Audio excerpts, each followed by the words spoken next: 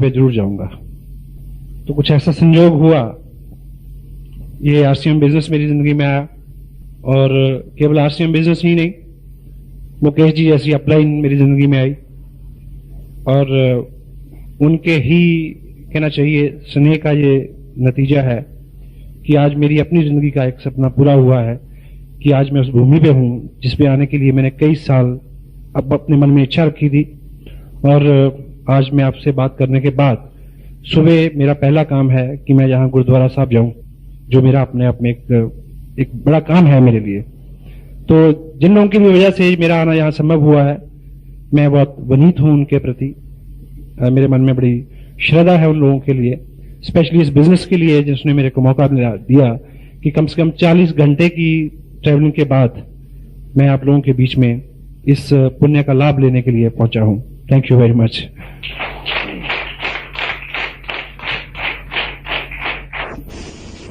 आम आदमी की 3 मूलभूत ऐसी ख्वाहिशें होती हैं जिसके इर्द गिर्द उसके सारे सपने, उसकी सारी सोच रहती है, और यदि उसके पीछे कर्म भी शामिल हो जाए तो वो सपने साकार हो जाते हैं। तो मूलतः वो 3 सपने जो रहते हैं, या 3 मूलतः आवश्यकताएं रहती हैं आदमी की, वो पहली रहती है कि धन, पैसा और पैसे से खरीदी जा सकने वाली वो हर चीज आदमी की सूची में सबसे ऊपर रहती है, क्योंकि सामाजिक जीवन जो है हमारा वो उसके बिना पूरा नहीं होता।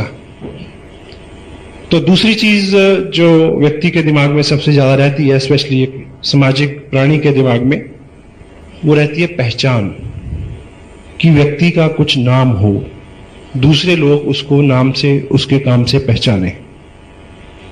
तीसरी मेरी दृष्टि में जो चीज रहती है, वो आदमी की एक मूलतः बहुत भीतर एक ख्वाहिश ये रहती है कि वो जिंदगी में किसी के काम आ सके।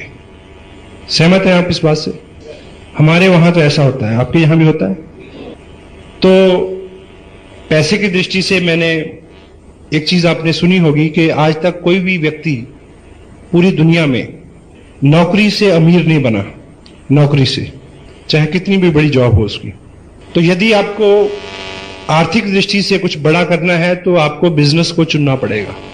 तो मैं भी कुछ इस तरह की, कुछ पारिवारिक पृष्ठभूमि, कुछ उस माहौल की प्रेरणा, तो कुछ इस तरह की लोगों की सोबत जिन्होंने मेरे को प्रेरित किया कि मुझे करियर वाइज बिजनेस में आना चाहिए, ताकि मैक्सिमम आदमी जो है उससे पैसा ले सके। नाम की दृष्टि से मैंने लेखन शुरू किया, बहुत सारे न्यूज़पेपर्स में मैंने बीइंग जर्नलिस्ट उसको रिप्रेजेंट किया as a freelancer Chandigarh circle से। और बीच बीच में जब जब भी समय मिला मेरे को, तो ऐसी कुछ एनजीओज रही हैं, कुछ समाज सेवी संस्था रही हैं, जिसमें बड़ी प्रबल इच्छा रही है कि मैं उनके साथ कुछ काम करूं, ताकि जो तीसरा आदमी का दृष्टिकोण है, जो तीसरे आदमी की भूख है कि मैं कुछ कर पाऊं किसी के लिए, उस दृष्टि से मैं संतुष्ट हो सकूं। तो पिछले लगभग 15 साल का जो मेरा करियर रहा है, वो इन तीनों सेतुओं में झूलता रहा है, और तीनों क्षेत्र जो है वो डिसबैलेंस्ड रहे हैं। क्योंकि जब आप पैसे की दृष्टि से बिजनेस में पूरा ध्यान देंगे तो लेखन वगैरह उन चीजों में बहुत ज्यादा नहीं कर पाएंगे, उधर जाएंगे तो बिजनेस में लॉस होगा, दोनों में ध्यान देंगे तो सामाजिक दृष्टि से आप ज्यादा कुछ नहीं कर पाएंगे। लेकिन आज से लगभग 1 साल पहले जब मैंने आरसीएम बिजनेस के इस प्लेटफॉर्म को देखा, तो एक चीज क्लियर हुई कि ये वो प्लेटफॉर्म है, यदि इसके साथ जुड़ के काम किया जाए तो वो तीनों चीजें एक ही वक्त में एक ही प्लेटफॉर्म पे मिल सकती हैं। This is RCM business. Unlimited money, unlimited name and fame, and किसी भी लिमिट तक आप लोगों को हेल्प कर सकते हैं, so they can achieve what you have achieved. तो इस दृष्टिकोण से मैंने इस बिजनेस को अपनाया और पूरी ऊर्जा से काम किया, पहले डे 1 से, पहले दिन से। और चूंकि ये बिजनेस भीलवाड़ा से शुरू हुआ और हरियाणा में बहुत अच्छा इसका काम है, तो आप कभी उधर आएं और देखें कि हर वर्ग का व्यक्ति हर बैकग्राउंड का आदमी, हर फील्ड का व्यक्ति इसमें बहुत अच्छा पार्टिसिपेट कर रहा है और बहुत अच्छी इनकम इससे ली जा सकती है, लोग लेते हैं। और जिस तरह की प्रोग्रेस इधर, क्योंकि भापना जी से और रमेश जी से, मुकेश जी से समय समय पे बात होती रहती है, तो 4-5 महीने में जितनी प्रोग्रेस इधर आपके यहाँ हुई है, तो मैं आपको एक चीज तो दावे से कह सकता हूं कि आपका ये नांदेड़ शहर और आपका ये एरिया हिंदुस्तान में आरसीएम बिजनेस में अब तक जितने भी कीर्तिमान बने हैं वो इस शहर में टूटने वाले हैं। This is all true.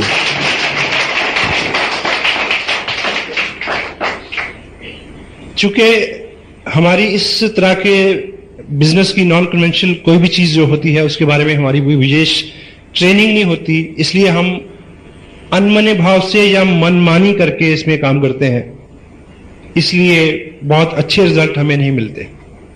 यदि हम इसमें ठीक ठीक उस तरह से काम करें जिस तरह से हमें निर्देश दिया जाता है, तो बहुत जल्दी बहुत अच्छे रिजल्ट आपके सामने हो सकते हैं।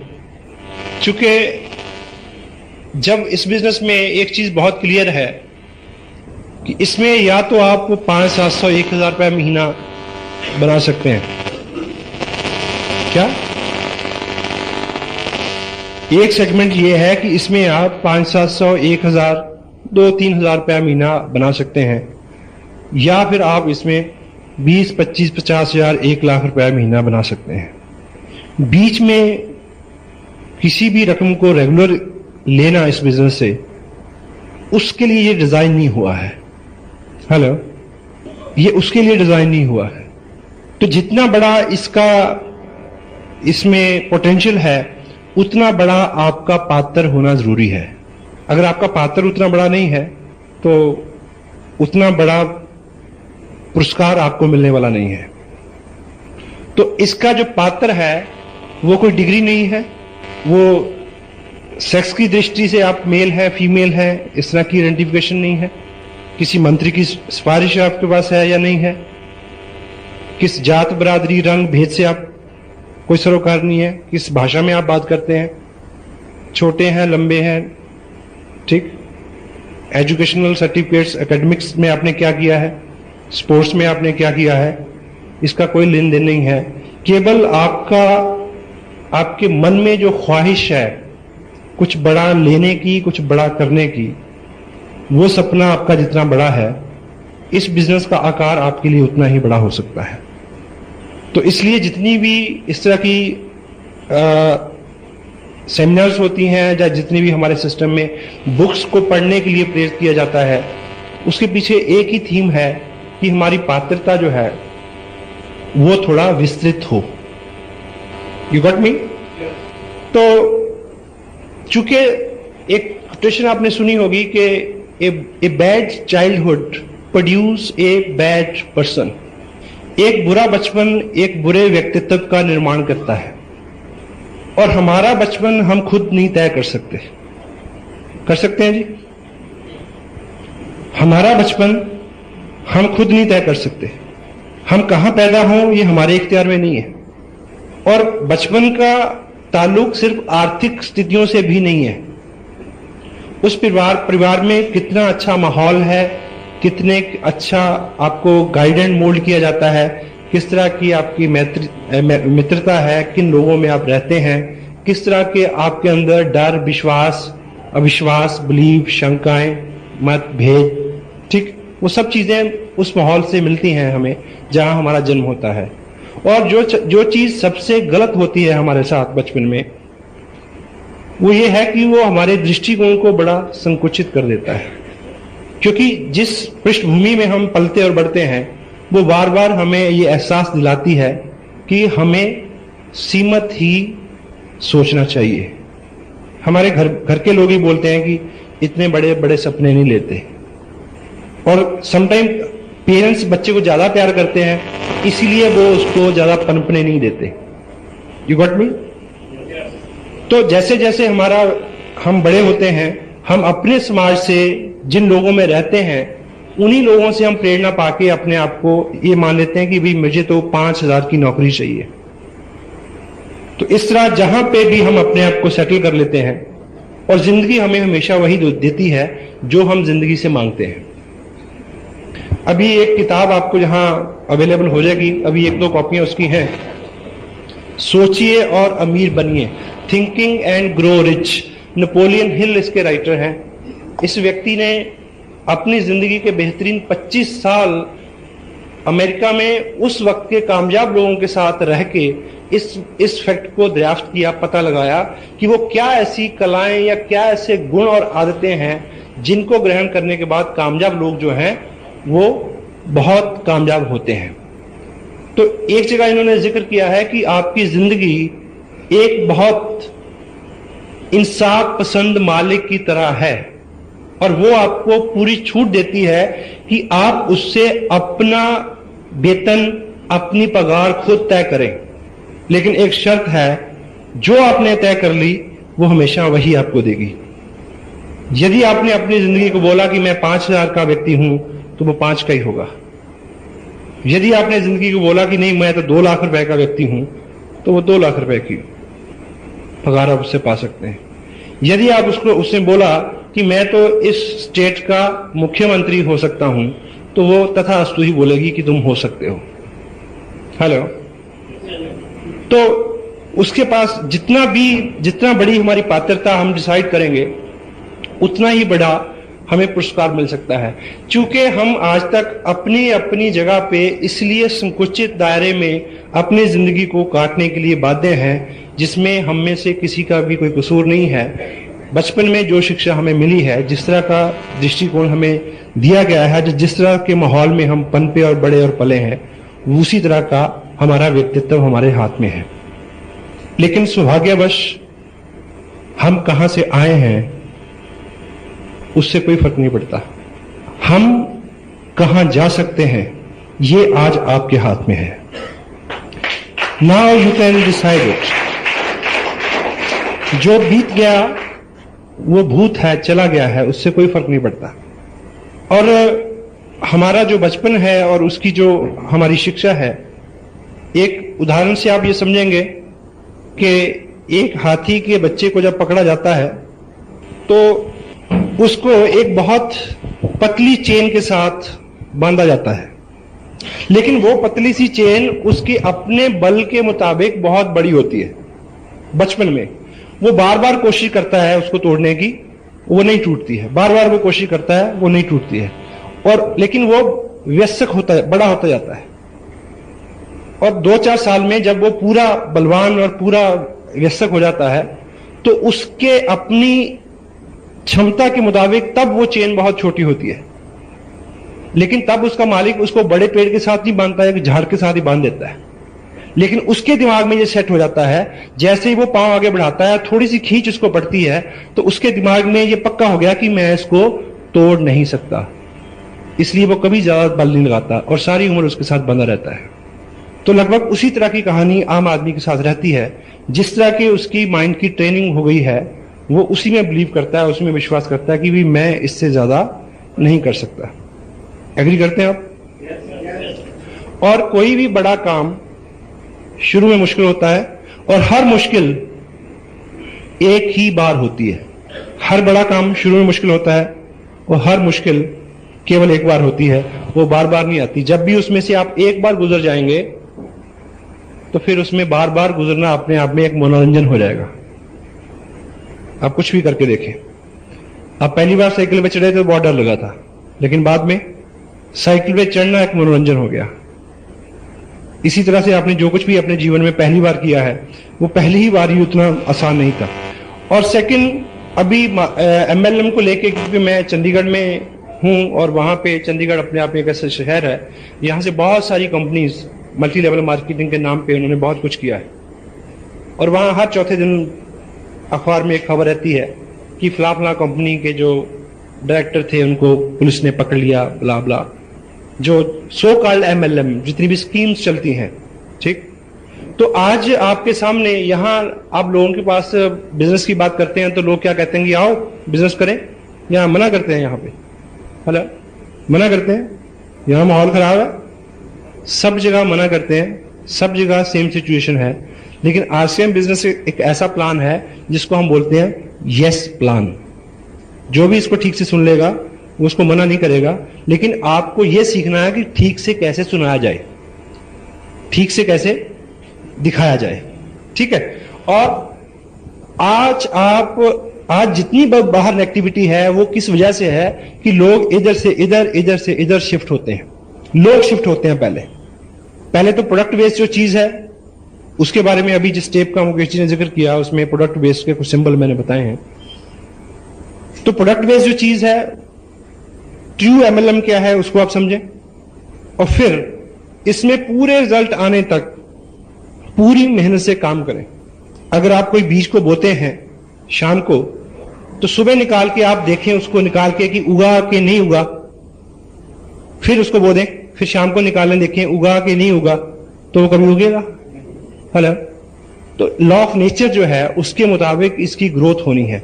दुनिया में कोई भी अच्छी और बढ़िया जो चीज है वो एकाएक कभी नहीं उठती, वो समय लेती है। ये बच्चा है, इसकी शादी होगी 18-20 साल में, ये टाइम लेगा। सोचो कि अगर शादी हमारी तब हो गई होती जब हम तीसरी स्टैंडर्ड में पढ़ रहे होते थे, तो आपके बच्चे दूसरी स्टैंडर्ड में होते, पिताजी तीसरी स्टैंडर्ड में होते, दादाजी चौथी स्टैंडर्ड में होते, और जब छुट्टी होती और घर लौटते समय किस तरह की बातें होती रास्ते में, वो नानी मेरा पेन नहीं दे रही, और पिताजी ने मेरी किताब फाड़ दी। ठीक है ना। तो समय लगता है हर चीज का, और इसमें भी आप, क्योंकि आप डॉक्टर हो सकते हैं, आप वकील हो सकते हैं, आप हाउसवाइफ हो सकते हैं, आप मजिस्ट्रेट हो सकते हैं, आप प्रोफेशनल हो सकते हैं, आपको अपने व्यवसाय में लोग पहचानते हैं कि आप ये हैं। एकाएक लोग आपको आरसीएम का धुरंधर नहीं मानेंगे। मानेंगे जी? उसकी रेपो बनते बनते समय लगेगा, और तब तक आपको उस व्यक्ति की रेपो को यूज करना है जो एज ए अपलाइन आपके साथ है, क्योंकि उसके पास सक्सेस है। तो थर्ड पार्टी अप्रोच से आप काम करें और पेशेंस रखें कि आप वो सब चीजें सीख जाएं, और हो जाएगा। ठीक है। और टोटलिटी में ये सारा जो ऐसी किसी भी मल्टी लेवल मार्केटिंग में जो प्रोडक्ट बेस्ड नहीं है, जिसमें पैसा लोगों में बढ़ता है, वहां सम टाइम करंट इनकम लोगों को होती है, लेकिन वो गलत जगह पहुंचाती है आदमी को। ठीक है। ये जो सिस्टम है प्रोडक्ट बेस्ड, ये डिलेड ग्रेटिफिकेशन एक लॉ है, उसके ऊपर काम करता है। आपको इसमें उस तरह से काम करना है जिस तरह से किसान काम करता है। बीज बोने से पहले धरती को तैयार करता है, यानी पहले इन्वेस्टमेंट, ठीक, और फिर उसको बोने के बाद, उसकी तैयारी के बाद, फिर वो वेट करता है उसके उगने की। करता है या नहीं करता? हेलो। और सेकंड, वो हर बीज को मौका देता है, हर बीज को। अभी आप में से कुछ लोग ऐसे इस तरह से काम, हमारे यहां तो लोग ऐसा करते हैं, शायद यहां भी करते हो, आप प्रीजज करते हैं कि ये तो करेगा, ये नहीं करेगा, इसको दिखाना, इसको नहीं दिखाना, ये तो बोलता ही नहीं, ये बोलता बहुत है, इसके पास तो बहुत पैसे हैं, इसके पास तो पैसे ही नहीं है, ये तो साइकिल पे आता है, उसके पास तो कार है, ये तो मेरा पड़ोसी है, इसको छोड़ो। प्री जज नहीं करें। करते हैं जी? सबको दिखाएं। किसान कभी ऐसा करता है? वो कभी किसी बीज को पकड़ के पूछता कि भाई बता तू उगेगा कि नहीं उगेगा, अगर तू उगेगा तो मैं तेरे को बोऊं।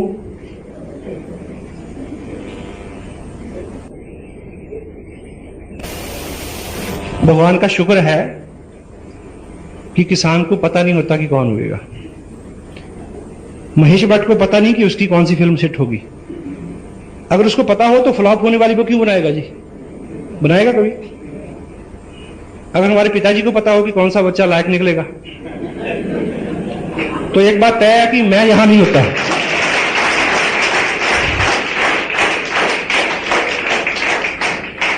कोई चाहेगा जी नालायक बच्चे को पैदा करना? ठीक है। तो क्या करें कि सबको मौका दें, चूंकि धुरंधर को मत ढूंढिए।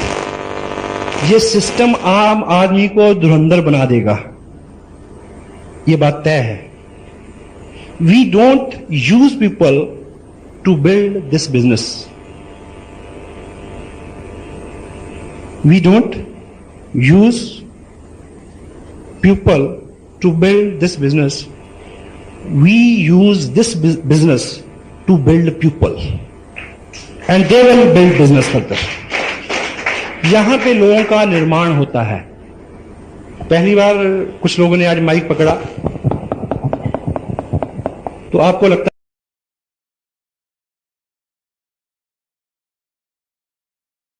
और लोग आपके बारे में अच्छा सोचेंगे तो वो आपसे स्नेह करेंगे. और डेल कार्नेगी की एक बुक है जो मैनुअल है, इस बिजनेस को आप करना चाहते हैं तो ये किताब आपके पास जरूर होनी चाहिए. डेल कार्नेगी अपनी 35 साल के अनुभव में क्या लिखते हैं कि हम जिन लोगों से प्रेम करते हैं उनके अवगुणों से भी प्रेम करते हैं, और हम जिन लोगों से द्वेष करते हैं उन लोगों के गुणों से भी द्वेष करते हैं. जो लोग आपको पसंद करते हैं वो आरसीएम बिजनेस भी पसंद करेंगे, उनको कितना भी बुरा क्यों ना लगता हो. तो आप डे बाय डे अच्छे हो जाएं, केवल ये करवाना है आपसे और कुछ नहीं करवाना. क्योंकि कपड़ा तो आप पहले भी पहनते हैं, नहाते तो आप पहले भी हैं, चाय तो आप पहले भी पीते हैं, ब्रश तो आप पहले भी करते हैं जी. तो ये सारा आयोजन आपको कपड़ा पहनाने और चाय पिलाने और ब्रश करने के लिए नहीं हो रहा है. ये केवल हो रहा है कि आपका व्यक्तित्व ऐसा हो जाए कि लोग आपको लीडर माने और आहिस्ता आहिस्ता आपकी सोहबत को पसंद करना शुरू कर दें, और आपके पीछे बहुत सारे लोगों का एक इस तरह का समूह तैयार हो जाए, जिधर आप जाएं वो उधर जाने को तैयार हो सकता है ये. लेकिन एकाएक नहीं होगा, क्योंकि आज आपका और मेरा जो भी कैरेक्टर है ना तो वो एक दिन में बना है ना वो एक दिन में बदलेगा. एक दिन दूध पी के आप पहलवान नहीं हो सकते और एक दिन सैर करके आप पतले नहीं हो सकते. सही है. तो उसमें समय लगेगा, इसलिए पेशेंस चाहिए और इसीलिए निरंतर प्रयास. क्योंकि अपने आप में संस्कार डालना एक लंबी प्रक्रिया है. वो उस तरह की प्रक्रिया है जिस तरह से हम पानी टपका के किसी पत्थर में छेद करें. तो कितना समय लगेगा? ड्रिप ड्रिप ड्रिप, बूंद बूंद बूंद करके बहुत सारा समय लगेगा. फिर हमारी आदतें में बदलाव आता है. एक बात आपने सुनी होगी कि एक स्ट्रीम, एक नदी बहुत तेज बह रही थी, उसमें एक मेंढक बहता हुआ जा रहा था. मेंढक तो साथ में एक बिच्छू भी बहता जा रहा था, लेकिन बिच्छू क्योंकि तैर नहीं सकता वो डूबता तैरता जा रहा था, ऐसे मर रहा था. तो उसने मेंढक को ये रिक्वेस्ट की कि भाई तू मेरे को अपनी पीठ पे बिठा के पार लगा दे तो मेरी जान बच जाएगी. तो मेंढक ने कहा कि ये सेवा का काम तो मेरे को पसंद है, पर मेरे को डर है कि जैसे मैं तेरे को अपनी पीठ पे बिठाऊंगा तो तू मेरे को काट लेगा. तो बिच्छू ने बोला कि मैं इतना पागल नहीं हूं, जबकि अगर मैं तेरे को काटूंगा तू मर जाएगा तो मैं डूब जाऊंगा, इसलिए मैं मरने के लिए तो कम से कम तेरे को माफ कर ही दूंगा. ऐसा मैं नहीं करूंगा. उसने प्रॉमिस किया. तो बात भी जायज है कि वो क्यों काटेगा उसको. मेंढक ने उसकी बात मान ली और जैसे ही उसको उसने पीठ पे बैठा के किनारे की तरफ चलना शुरू किया तो बिच्छू ने तुरंत उसको ऊपर से काट लिया. तो मेंढक के जिस्म में एकदम जहर गया, वो मर रहा, डूब रहा है और बिच्छू से पूछ रहा है कि जब तेरे को पता है कि मेरे मरने से तू मर जाएगा तो फिर तुमने मेरे को काटा क्यों. तो बिच्छू ने कहा कि मैं क्या करूं, मेरी आदत है. हम बहुत बार अपना नुकसान इसलिए कर देते हैं क्योंकि हमारी आदत है. हम बहुत बार गुस्सा करते हैं जिसकी वजह से हमारा नुकसान होता है, हमारी आदत है. हम बहुत बार काम को टालते हैं, हमें पता है कि हमारा नुकसान है, क्यों करते हैं, हमारी आदत है. तो इस तरह की सौयों आदतें हमारी पिछले 25 साल से 30 साल से बनी हैं. तो एकाएक नहीं बदलेंगी, समय लगेगा. 2 साल, 3 साल, 4 साल, 5 साल. लेकिन जैसे ही हम 5 साल की बात करते हैं तो बहुत सारे लोग रुक जाते हैं वहीं पे, वो हिसाब में पड़ जाते हैं. वो सोचते हैं कि 5 साल बाद तो मैं 43 साल का हो जाऊंगा. तो भाई अगर आप ये नहीं करेंगे तो तब 5 साल बाद कितने साल के हो जाएंगे आप? हेलो. अगर आप ये सब नहीं करेंगे तो फिर 5 साल बाद आप कितने साल के हो जाएंगे? कोई रिवर्स गियर लगने वाला है. ठीक है. क्योंकि हम ऐसा क्यों नहीं शुरुआत करते? क्योंकि हमारी आज तक की प्रैक्टिस है तत्काल सुख की. और हम हिंदू मैथोलॉजी में क्या है कि आप यहां पे ये सब जो वर्जन है, मर्यादा में रहो, स्वर्ग में सब कुछ मिलेगा. तो क्या है?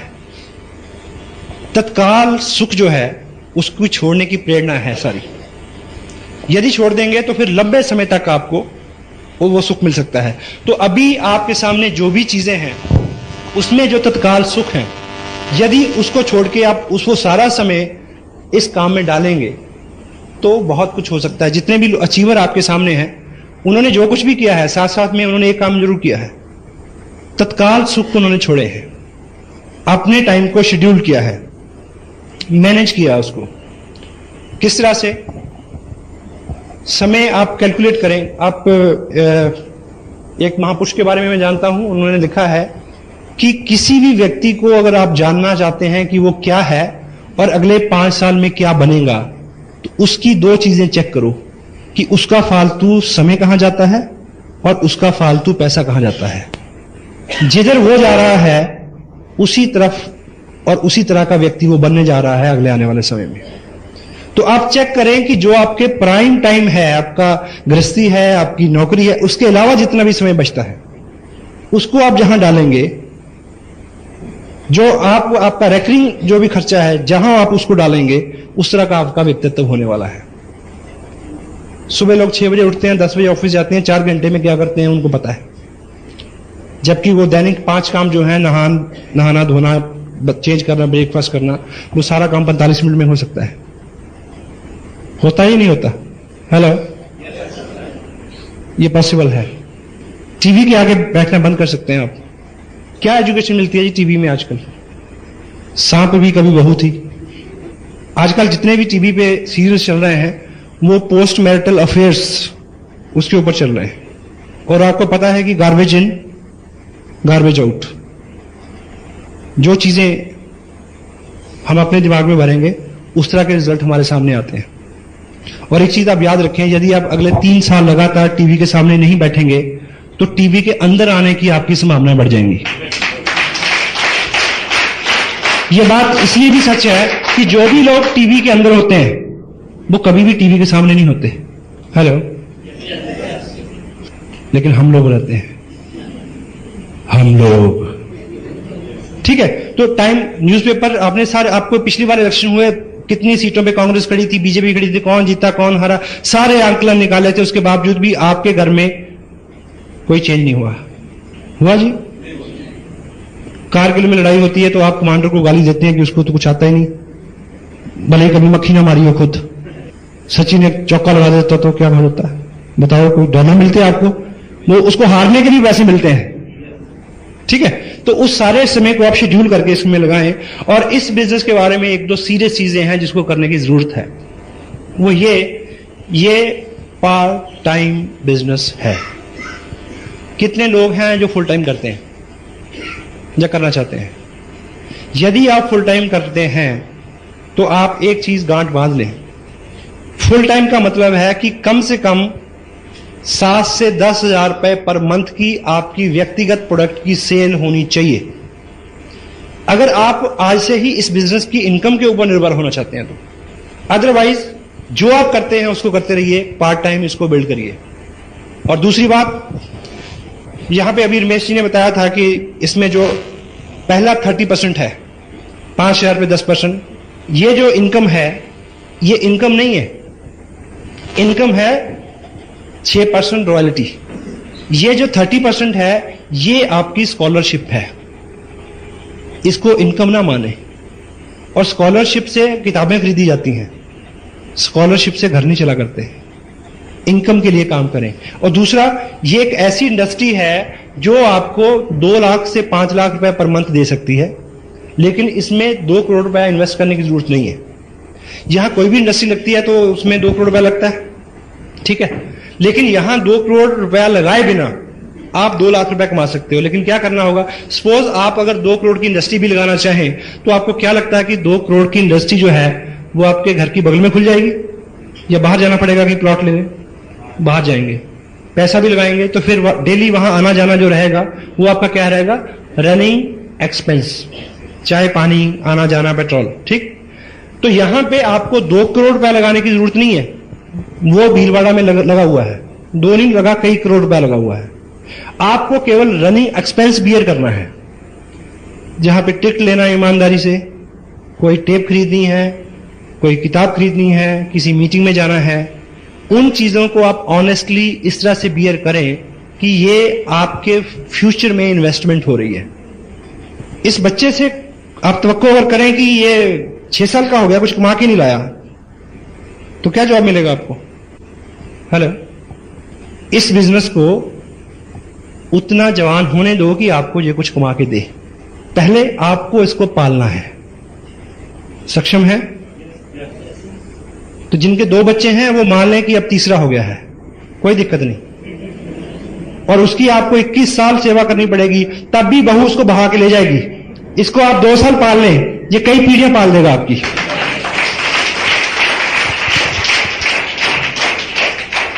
देखिए, मैं पिछले 13 महीने 1 साल मेरा जो भी काम करने का तरीका रहा, मैंने वो सभी ऑप्शंस जो सोशल एंगेजमेंट्स होती हैं छोटी छोटी, उसको स्थगित रखा। मेरा अपना शेड्यूल है, अगले ये 2 महीने का मेरा शेड्यूल बना हुआ है। तो जिस दिन मेरा रिलैक्स है उस दिन में कोई अगर शादी आ गई, कोई सोशल काम निकल आया तो मैं जाऊंगा, नहीं तो मैं अपनी कोई भी अपॉइंटमेंट कैंसिल करने वाला नहीं हूं। पिछले 1 साल में मैंने कोई शादी अटेंड नहीं की, और खुशी की बात है कि किसी ने भी अपनी शादी कैंसिल नहीं की मेरी वजह से, कि भाई तुम नहीं आ रहे इसलिए शादी नहीं करेंगे। कोई रुकता है भाई? बुरे काम के लिए कोई नहीं रुकता, ठीक है? तो पूरे 1 साल में जो भी छोटी छोटी चीजें होती हैं, देखिए, जब तक हम त्याग नहीं करेंगे तो कुछ बड़ी चीज हमें मिलने वाली नहीं है। मानते हैं आप? इसी 1 साल में मेरा जितना भी शेड्यूल रहा, मेरा अपना बर्थडे था, मैं बाहर था, मेरे बच्चों का बर्थडे था, मैं उस दिन बाहर था, हमारी मैरिज एनिवर्सरी थी, पहली ऐसी एनिवर्सरी थी जिसमें हम अलग थे, और पिछले 30 साल में लगभग पहली बार ऐसा होने जा रहा है कि हर 31 दिसंबर को हम पूरी ग्रैंड फैमिली एक जगह, ऑलमोस्ट एक जगह इकट्ठे होते हैं, और पहली बार 31 तारीख को मेरा नागपुर में कार्यक्रम है, उस दिन मेरी बाहर होगा। लेकिन क्या फर्क पड़ता है मुझे ये बताइए? आप एक बार कर लीजिए ना, फिर सारी उम्र आप, आज आपको समटाइम मुझे याद है कि मैं रेगुलर 2-3 दिन के लिए घर पे होता हूं, तो मैं सुबह इंतजार करता हूं कि कब 2 बजेंगे, 2, ताकि बच्चे स्कूल से आएंगे तो मैं उनके लिए तैयार होता हूं खेलने के लिए। तो कभी तो आलम यह है कि वो बोलते हैं कि हमारे साथ खेल लो, तो आदमी कहता है कि टाइम नहीं है। तो मैं अब 4 दिन के लिए घर पे हूं, तो मैं उनका वेट करता हूं कि भाई वो कब आएंगे और मेरे साथ खेलें। वो तो पता वो क्या पूछते हैं कि आपको कोई काम नहीं है? हमें बहुत सारा काम है। तो ये दिन आ सकता है आपके लिए, वाई, क्यों नहीं आ सकता? हेलो, ठीक है? तो एक बार आप टोटल अपने पूरे टाइम को देखिए। आप किसी की 2 तरह के लोग हैं जिनके साथ आपको सरोकार हैं, आपके दोस्त हैं, रिश्तेदार हैं। उनकी शादियों में, उनके अफसोस में अगर आप नहीं जाते, जो तो लोग सच्चे हैं वो आपकी मजबूरी को समझते हैं, जो सच्चे नहीं हैं उनकी आप परवाह ना करो, बिल्कुल नहीं करो। क्योंकि आप अपने किसी भी दोस्त को बताएं कि यार मेरे लिए ये जिंदगी मौत का सवाल है, मेरे लिए टोटल लाइफ करियर का सवाल है, इसलिए मैं तुम्हारी शादी में नहीं आ सकता। एक प्रश्न था कि हर दोस्त की शादी में क्यों जाता है? कहते दोस्त ही, सच्चा दोस्त वही होता है जो मुश्किल में काम आता है, ठीक है ना? तो जोक। तो आप अपने जो सच्चा दोस्त है वो समझ सकता है आपके साथ क्या है। जो इसके बावजूद ताना देता है उसकी ये परख होगी कि वो सच्चा नहीं है, छोड़ दीजिए उसको, नो प्रॉब्लम, एक ढूंढो 1000 मिलेंगे। इसी तरह से जितने भी आपके सोशल एंगेजमेंट्स हैं, और आप मान लें हमारे अपने जहां जिस धरती से मैं हूं, वहां एवरेज लोग फॉरेन में सेटल होते हैं बाहर जाके। मुझे ये बताइए कि कोई आदमी 8 लाख रुपया खर्च के अमेरिका गया हो और पीछे मासी की बेटी की एंगेजमेंट हो तो आ जाएगा क्या? हेलो, पड़ोस में बुढ़िया मर गई तो आ जाएगा? भाई की शादी हो तो आ जाएगा? मैंने एक से एक वक्त देखे वहां, नहीं आया जाता। मदर तक एक्सपायर हो जाए तो लोग नहीं आते। रोजगार और पैसा इतनी बुरी चीज है।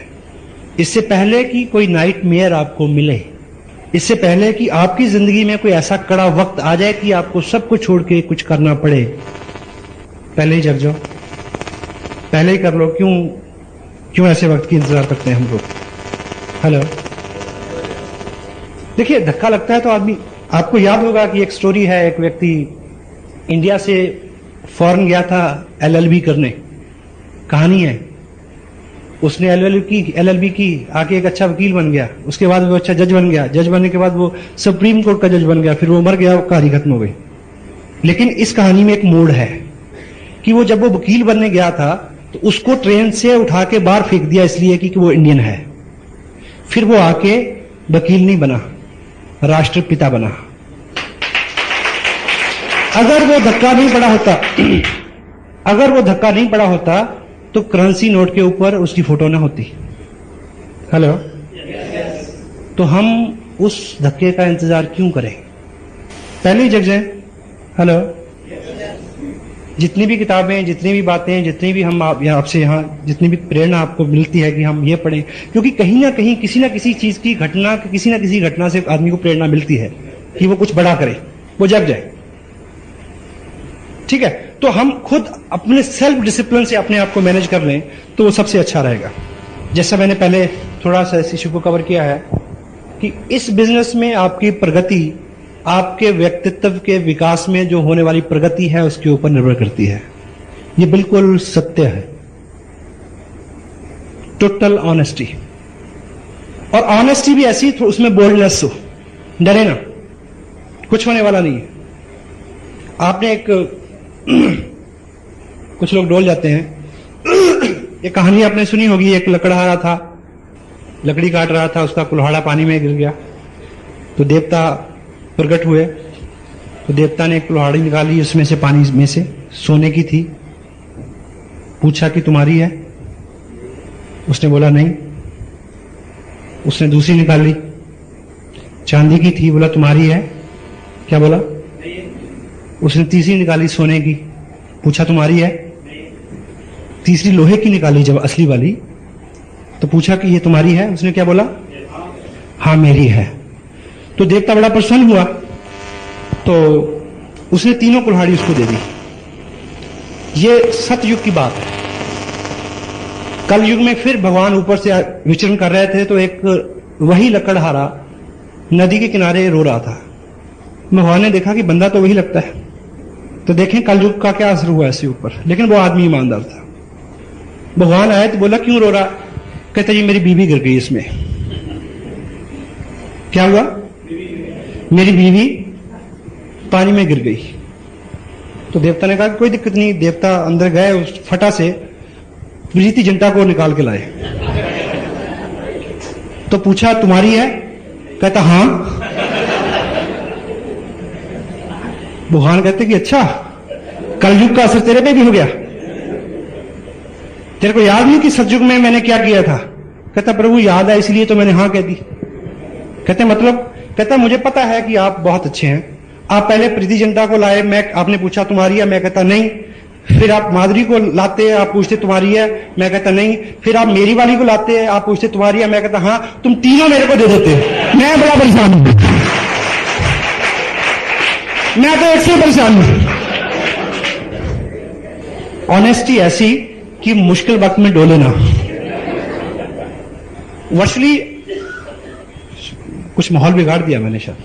आज तक जितना भी हमारा दायरा रहा है, जितना भी हमारा स्पेस रहा है, हर पर्सनैलिटी का एक दायरा रहता है कि वो कितने लोगों को कितनी गहराई तक अपने असर से उसको उसके ऊपर इंपैक्ट छोड़ती है। एवरीवन। कुछ लोगों के बारे में आपको पता है कि उनके हाजिर होते ही माहौल में कुछ बदलाव आता है। ठीक। और आपके पड़ोस में कोई गेस्ट आता है 6-3 महीने बाद, और आप अपने पड़ोस से पूछते हैं किस लेडी से कि वो तुम्हारा भाई कब आएगा? यानी वो आदमी पड़ोस का गेस्ट है लेकिन आपके साथ कनेक्टेड है, आपको अच्छा लगता है। या आप कहीं गेस्ट जाते हैं तो वहां लोग पूछते हैं कि वो कब, है ना? वो आदमी किसी को डॉलर थोड़ी देता है कि हेलो, उसका व्यक्तित्व होता है ऐसा। तो हम उस तरफ हमारी यात्रा उस तरफ शुरू हो, उसके लिए छोटे छोटे प्रयास जो हैं वो उसमें फर्क ला सकते हैं। एकाएक उसमें होने वाला नहीं है, क्योंकि हमारा जो दिमाग है, अभी एक किताब यहां पे है,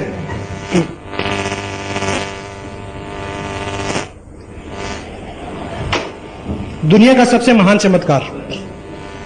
ये किताब आप जरूर लें, अभी 1-2 कॉपीज हैं, रमेश जी आपको प्रोवाइड करा देंगे। ये हमारे दिमाग की रीप्रोग्रामिंग के लिए है, क्योंकि every habit is a learned behaviour and every learned behaviour could be unlearned with practice. वो अनलर्न किया जा सकता है, लेकिन समय लगता है। ये उसका पूरा मैनुअल है और दुनिया की बेस्ट सेलर है, हिंदी में अवेलेबल है, इंग्लिश में ओरिजिनल कॉपी का इसका रेट है करीब $3.5, कई 100 में मिलेगी, लेकिन अभी $70 इसका मेरे ख्याल रेट है। तो इसमें टोटलिटी में जो, क्योंकि अपना जो दिमाग, ह्यूमन ब्रेन जो है वो केवल इनपुट के लिए है, जो भी विचार, जो भी घटना, जो भी संवाद और संदेश उसमें आता है वो उसी में रहता है, बाहर नहीं निकलता। और उसी से हमारा डर, वहम, हमारे व्यक्तित्व का, हमारी आत्माओं का निर्माण होता है। तो आप एक एग्जांपल से ऐसे समझे कि मान लीजिए ये ह्यूमन ब्रेन है और दूसरी तरफ से आप ये मानिए कि ये एक बकेट है, दूध की बाल्टी है, और इस दूध की बाल्टी में अगर 2 बूंद जो है वो इंक, 2 बूंद ब्लू इंक की डाल दी जाए तो क्या होगा? ये पूरा दूध नीला हो जाएगा, तो ये पीने लायक नहीं रहेगा, ठीक। और इसको एकाएक वो 2 बूंद इंक इसमें से निकालने का अभी तक कोई भी तरीका आजाद नहीं हुआ है, लेकिन हमारा पर्पस इसको पीने लायक बनाना है। तो हम क्या कर सकते हैं कि यदि इस एक बकेट के अंदर 2-3 बकेट और फ्रेश दूध की डाल दी जाए तो ये सारा दूध पीने लायक हो जाएगा। सही है गलत? तो हमारे दिमाग में जो भी पहली इंफॉर्मेशन है जिसकी वजह से हम अपने आप काम करते हैं, अपने आप रिएक्ट करते हैं, अपने आप गुस्सा करते हैं, अपने आप झूठ बोलते हैं, उसको किसी भी सर्जरी से अलग नहीं किया जा सकता, कि सिवाय एक के कि उसमें बूंद बूंद करके बहुत सारी इंफॉर्मेशन डालनी पड़ेगी ताकि वो इतना डिल्यूट हो जाए कि ये असर नजर आए, उसमें पुराना खत्म हो जाए। ठीक है। लेकिन जब भी पढ़ने की बात आती है तो मन, क्योंकि वो उसके साथ पहली ट्रेनिंग है ना, वो अंदर से पता क्या बोलता है? हम तो तब नहीं पढ़े, हेलो, हम तो तब नहीं पढ़े जब बांध के पढ़ाया था, तो अब हम पढ़ेंगे। लेकिन एक चीज याद रखें, तब हमें अकल नहीं थी, तब हमें अकल नहीं थी, हमें वैल्यू का नहीं पता था, अब पता है।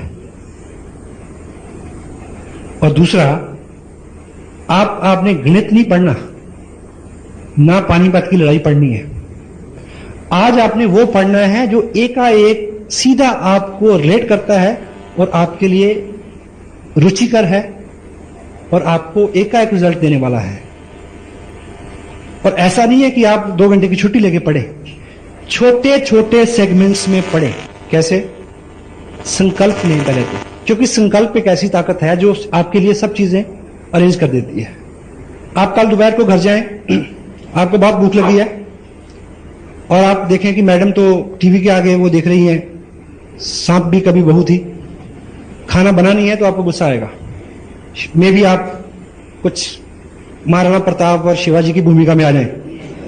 पता नहीं आपके यहां क्या, हमारे यहां तो ऐसे करते हैं, आई डोंट नो आपके यहां क्या करते हैं ऐसे में।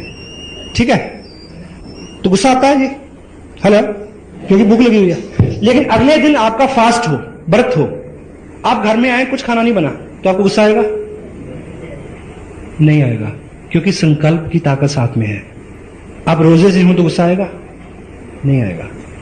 तो यदि आप संकल्प लें कि अपने बिस्तर से नीचे सुबह उठने के बाद पांव रखने से पहले 5 पेज पढ़ने हैं, संकल्प है, तो आपको क्या लगता है कि कोई जलजला आ जाएगा या आप पीछे चलना शुरू कर देंगे? आप संकल्प करें कि लंच करने से पहले 5 पेज पढ़ने हैं। घर आए, मैडम को बोला कि खाना लगाइए, खाना आ भी गया 2 मिनट में, तब भी शुरू तब करना जब 10 पेज पढ़ लूंगा। रात बिस्तर पे जाते समय किताब को लेके जाएं, 10 पेज पढ़ने के बाद ये आहिस्ता आहिस्ता आहिस्ता आहिस्ता, आपको मैं एक चीज का प्रॉमिस करता हूं, आप रेगुलर शुरू करें। आने वाले 90 दिन यदि आपके सर्कल में आपके लोगों ने आपको ये कॉम्प्लीमेंट देने नहीं शुरू कर दिए कि कुछ बदले बदले से सरकार नजर आते हैं, तो मैं मॉरली पूरी जिम्मेवारी लेता हूं इस बात की। देखिए, अच्छा आदमी जरा सा भी होता है तो दूर तक उसकी गूंज जाती है या नहीं? साहस करना पड़ेगा। जिस दोस्त को कभी जी करके नहीं बुलाया उसको आप जाते बोलिए तो मुकेश जी, बता क्या होगा इसको? ठीक है, लेकिन ये शुरुआत है, डरे नहीं, संकोच नहीं करें, एक बार शुरू करें, आगे चल के आपका सारा काम बहुत आसान होने वाला है। कुछ लोग ऐसे हैं जो बहुत दौड़ धूप कर रहे हैं लेकिन बहुत अच्छे रिजल्ट उनके सामने नहीं है। यदि हैं तो एक चीज याद रखें, ये काम अकेले मत करें, आपको हेल्प की जरूरत है और हेल्प बिल्कुल फ्री मिलती है यहां पे। हेलो। अपनी पूरी क्षमता का जोर ना लगाएं। अगर आपने एक ट्रक को ऊपर उठाना है तो आपकी ताकत से नहीं उठेगा, जैक से उठेगा। तो इस तरह की मीटिंग, कुछ टिप्स, कुछ बुक्स, कुछ अपने आप के लिए अपनी अप्रोच को बदलें थोड़ा। चेक, एक आदमी बड़ी एक्साइटमेंट में बिजनेस साइन करता है, 4 लोगों के साथ बात करता है, मना मिलती है उसको तो दोबारा कभी नजर नहीं होता, 5 तक तब में विलीन हो जाता है। आपके सामने एक वचन दे मेरे को आज, जब भी आपके सामने डिस्करेजमेंट आएगी तो आप अपनी अपलाइन से बात करेंगे और पूछेंगे कि अब मैं क्या करूं। यस? क्योंकि हर समस्या का समाधान है। डिस्करेज होके गायब ना हो जाए। अपनी अप्रोच को जितनी बार आप असफल होंगे उतनी बार आप बड़ी कामयाबी के निकट पहुंच रहे हैं, इस बात का स्मरण रखें। आप सहमत है? ठीक है, तो आप जैसे पढ़ते रहेंगे आपकी अप्रोच में आहिस्ता आहिस्ता आहिस्ता अंतर आता रहेगा।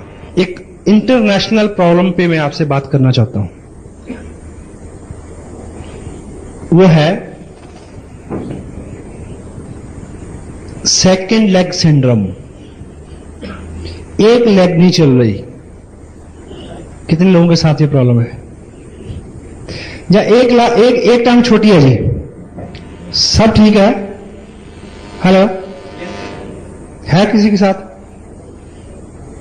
कोई आदमी कहे कि मैं शादीशुदा हूं, और आपने वो जोक सुना, एक आदमी ने पूछा कि तेरी शादी हो गई, कहता नहीं मैं वैसे ही दुखी हूं। कोई आदमी कहे कि यार मैं शादी से परेशान हूं, तो आप उसको क्या हौसला दें? यार सब परेशान है, चिंता ना कर। क्या जी? अगर आपको सूचना मिले कि रात को आकाश से कोई ऐसी चीज गिरने वाली है जो आपकी छत पे गिरेगी तो आपकी नींद हराम हो जाएगी।